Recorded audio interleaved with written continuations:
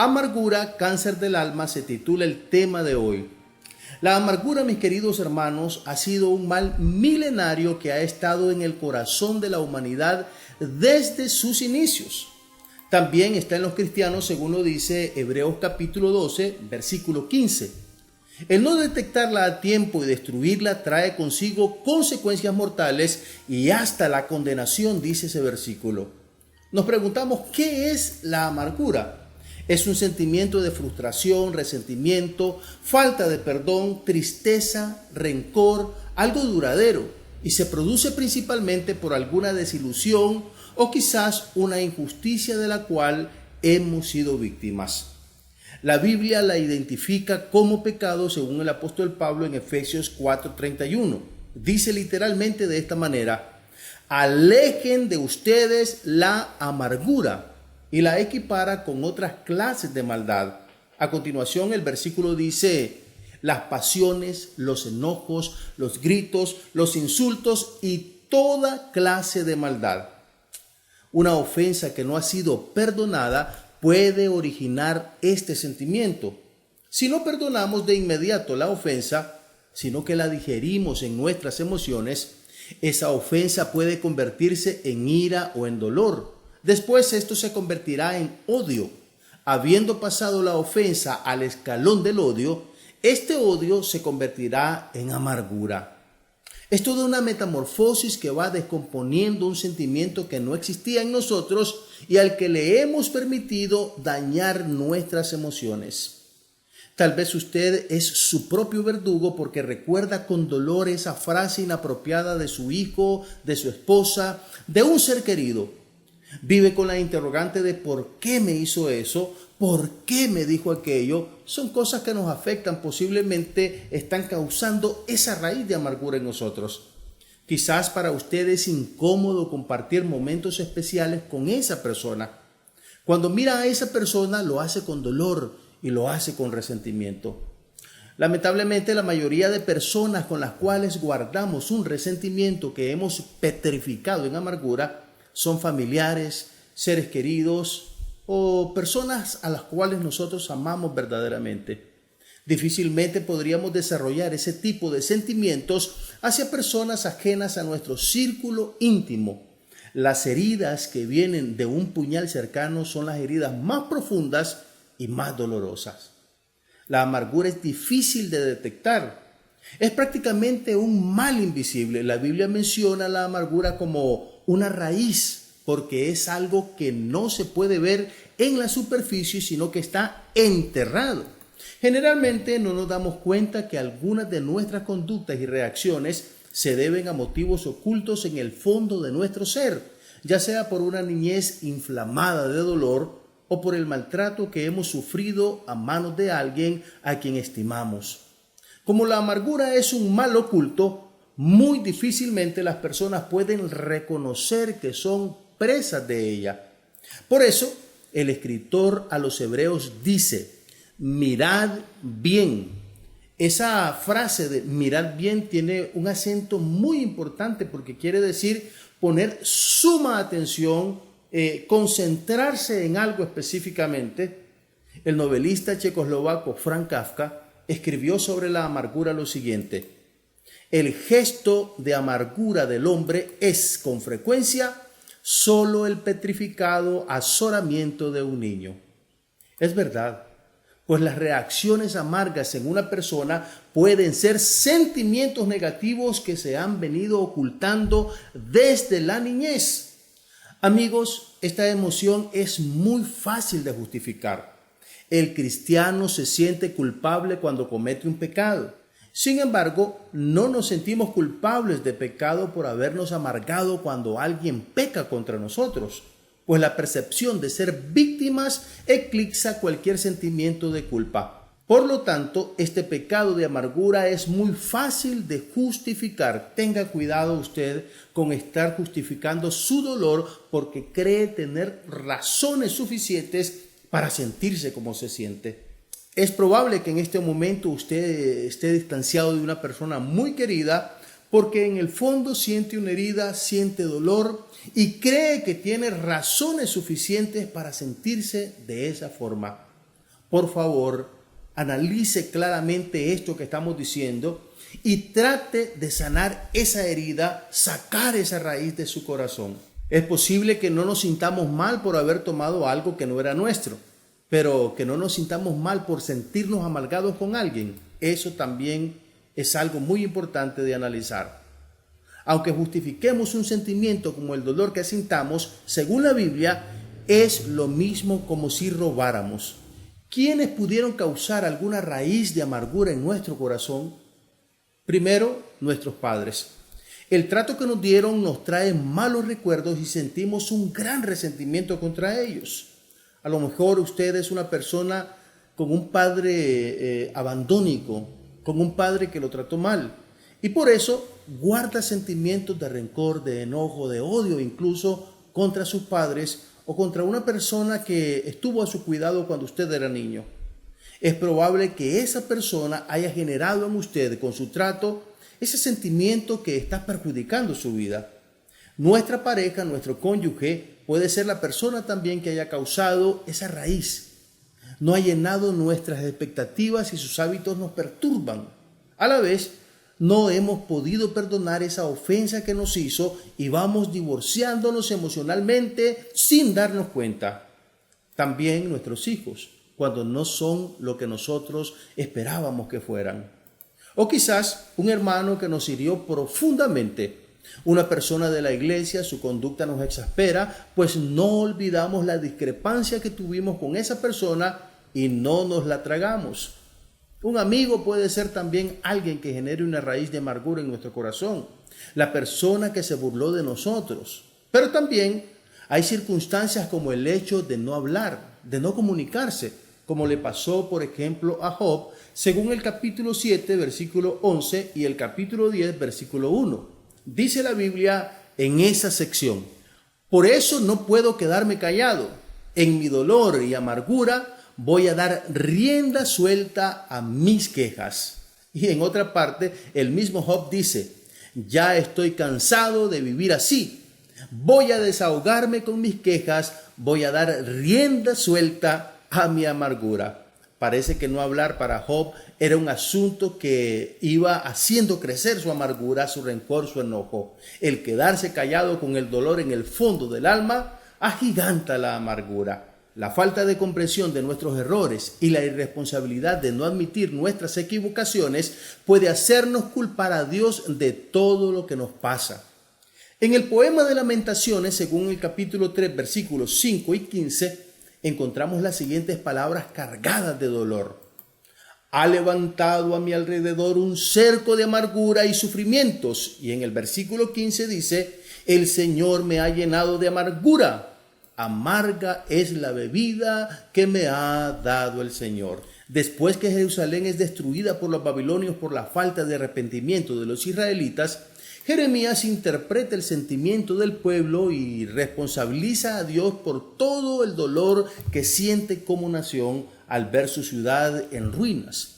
Lo mismo pasó con Noemí, la suegra de Ruth, que después de haber fracasado en Moab, cuando regresa a su pueblo Belén, sus vecinas la reciben con alegría, pero ella se queja y dice que Dios la ha tratado muy mal y por eso ahora quiere que le llamen con el nombre de Mara, el cual significa amargura.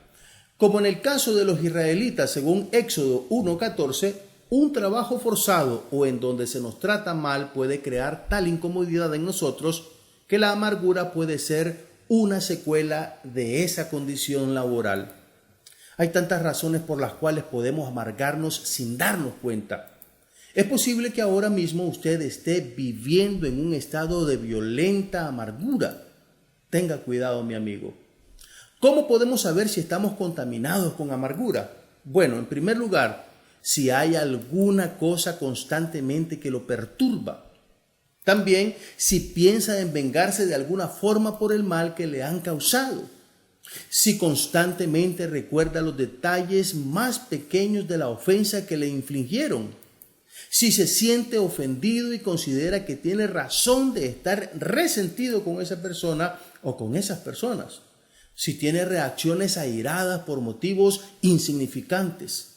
Si cuando lee la Biblia aplica sus enseñanzas a otras personas, especialmente al ofensor, pero nunca a usted. Vivir con amargura es peligroso, mi amigo, porque trae consecuencias nefastas para quien la carga en el corazón. ¿Qué efectos causa la amargura? Bueno, primero roba el gozo de Dios que todo cristiano tiene que experimentar según Gálatas 5:22. La alegría, la dicha y el placer de vivir son eclipsados por un sentimiento que mortifica. Nosotros somos llamados a vivir con gozo siempre, según las Sagradas Escrituras, en Filipenses capítulo 4, versículo 4 y primera a los Tesalonicenses 5:16. Estad siempre gozosos, dice el Espíritu Santo. También la amargura conduce a enfermedades respiratorias como gripe, asma, tos, sinusitis, etc. Enfermedades del corazón como angina de pecho, infarto, etc. Enfermedades del sistema circulatorio, mala circulación, varices, colesterol, etc. También la amargura se hace acompañar del odio, la autocompasión, el resentimiento, los deseos de venganza. Terminamos victimizándonos y perdemos identidad. Mire qué peligrosa es esta condición de la amargura.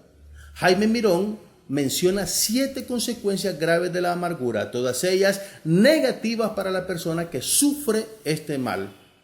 En primer lugar, dice, la amargura impide que las personas entiendan los propósitos de Dios en determinadas situaciones. Una persona que sufre por alguna situación determinada puede estar centrando toda su atención en el dolor y no en lo que Dios le quiere enseñar con esa situación. Pero por favor, recuerde, Dios es capaz de utilizar toda circunstancia para nuestro bien, según lo dice Romanos capítulo 8, versículo 28. No deje que la amargura le robe la enseñanza que Dios quiere compartir con usted mediante esa dolorosa experiencia que ha vivido.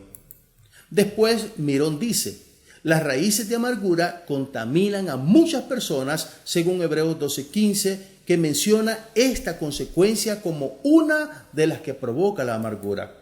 Las personas con amargura no solo viven con este sufrimiento, sino que también perjudican a personas cercanas quienes sufren las consecuencias y actitudes de alguien amargado.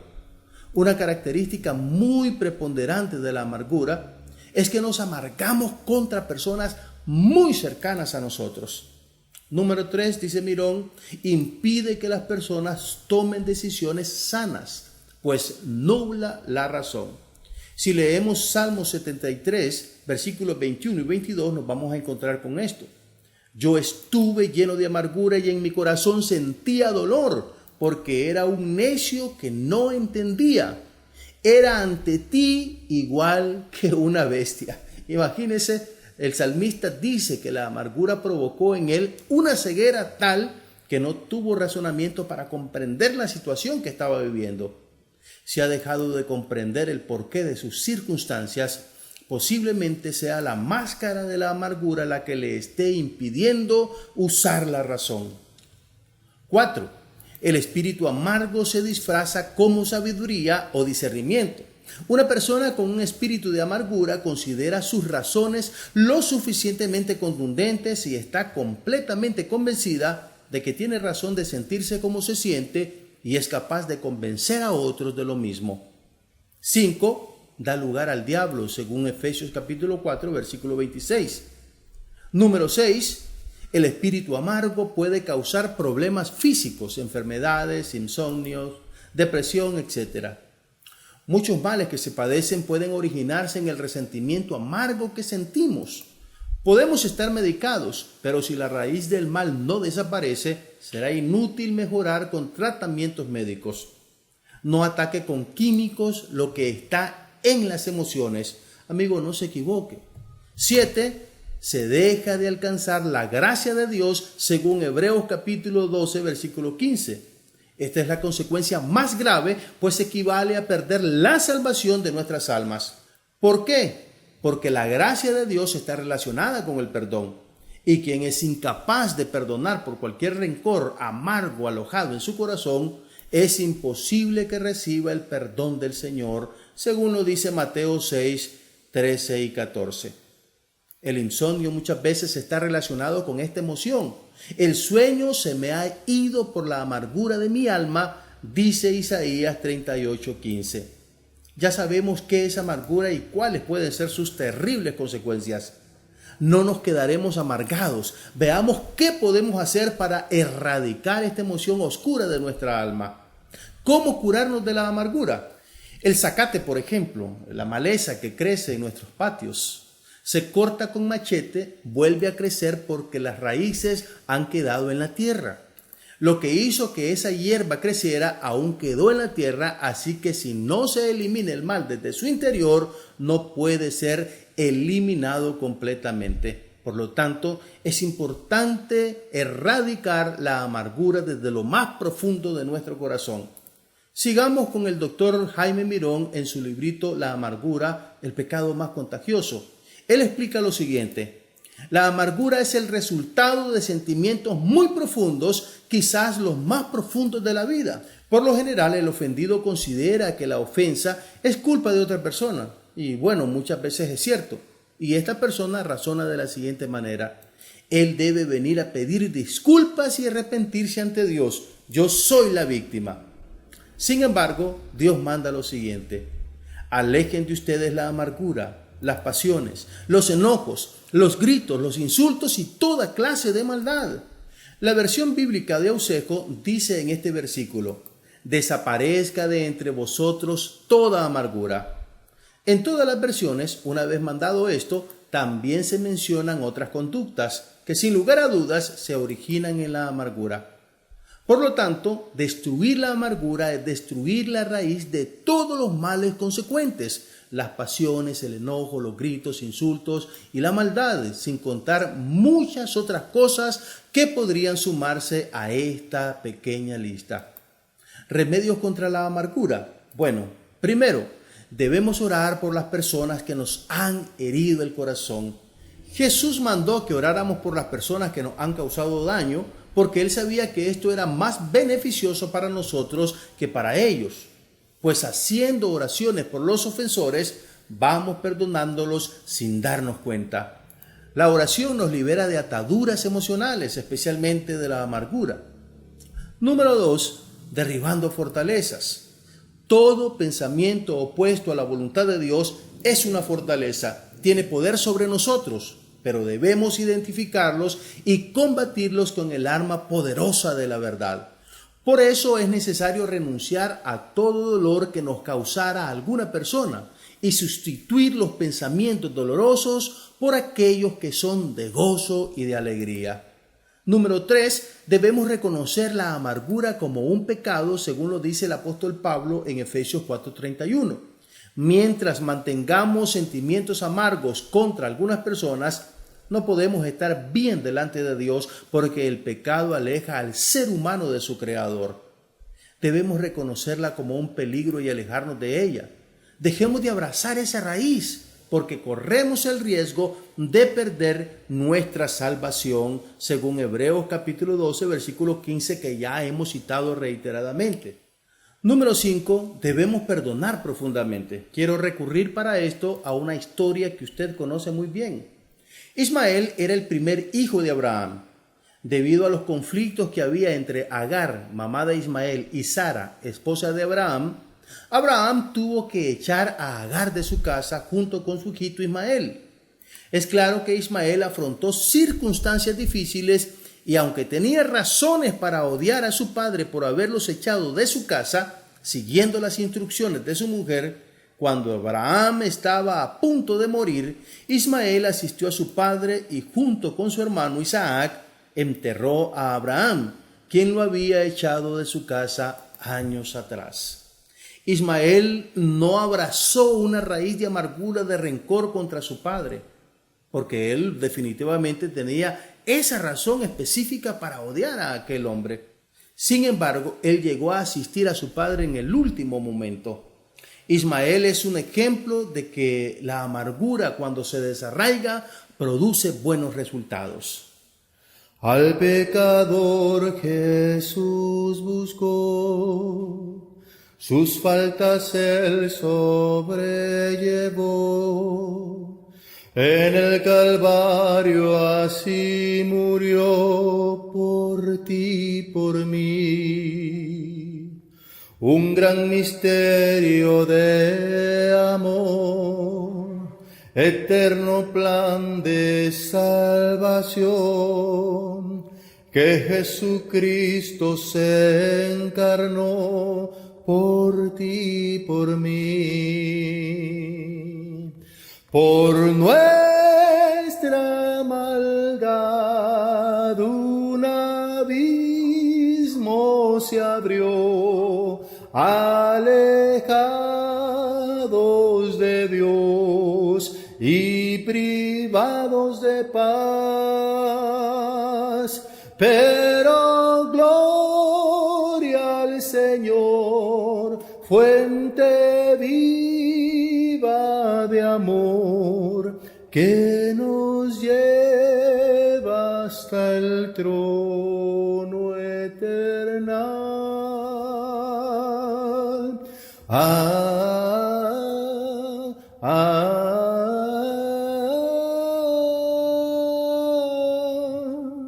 Gracia infinita de bondad, más abundante que la mar. Pleno perdón Jesús ganó por ti, por mí. Por nuestra maldad un abismo se abrió, alejados de Dios y privados de paz. Pero gloria al Señor, fuente viva de amor, que nos lleva hasta el trono eternal. Por nuestra maldad un abismo se abrió, alejados de Dios y privados de paz. Pero gloria al Señor, fuente viva de amor, que nos lleva hasta el trono eternal.